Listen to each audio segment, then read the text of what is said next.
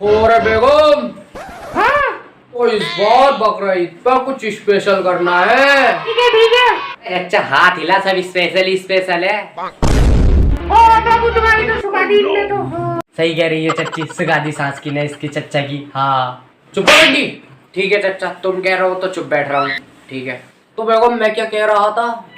हाथ हिलाने को कहा था। ओहो, मैं तो ये कह रहा था इस बार बकरीद पर कुछ स्पेशल करना है। हाँ चच्चा, कुछ स्पेशल करना है, लेकिन क्या करना है स्पेशल? एक काम करें क्या? क्या करें? हाँ क्या करें, जल्दी बता। सब अपनी अपनी साइड को लेके घुमाने लेके चले, सही है? चल मेरी सास की बस बस। कह रहे हो चच्चा, ये तो बागी कांड है। छोड़ो तो चच्ची इस बार मुझे टिकिया खानी है, सही है? टिकिया ही लेनी है या और कुछ भी?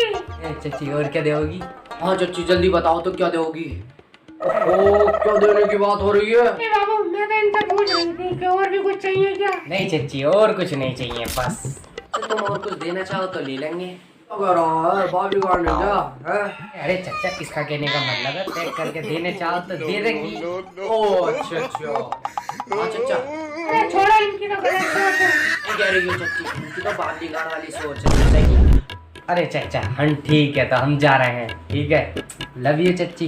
ये लव यू बताइए लव। ठीक है, क्या लव यू? अरे छोड़ो छोड़ो। तुम